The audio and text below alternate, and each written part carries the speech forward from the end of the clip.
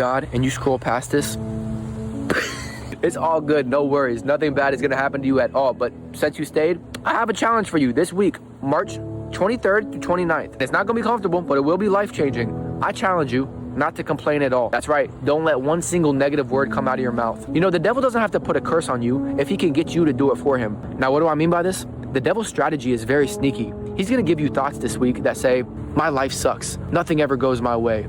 I'm too broken. I'm too sinful. I wish this was different. I wish that was different. Why does my life have to be this way? He's going to give you those thoughts this week. But it's up to you if you actually speak those words. Because if you speak those words, you're pretty much just cursing yourself. All the devil did was load the weapon. You're the one who pulled the trigger. And when you speak those words, they have so much weight. They have so much power. Because the Bible says there's power of life and death in your tongue. That means whenever you speak, you're either building something or you're breaking something. Have you ever heard the word abracadabra? Usually you'll hear a magician say this word when they're pulling a cat out of a hat and doing a magic trick. But did you know that word actually comes from an ancient Aramaic language, and the original definition of it is I create as I speak.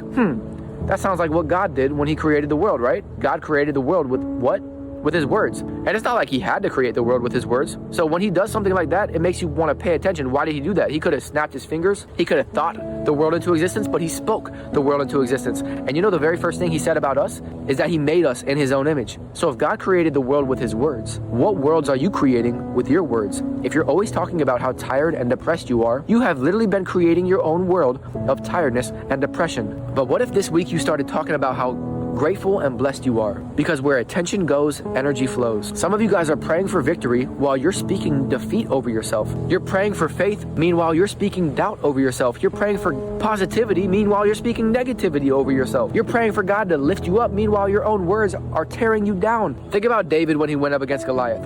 When he was up against Goliath, he didn't talk about how dangerous Goliath was. He talked about how great his God is. This week, I challenge you to stop telling God how big your problems are and start telling your problems how big your God is. Because God never stops being good. We just stop being thankful. So thank God this week. And you can even say something like this. God's way too good. If I could thank him every second of the day, I would.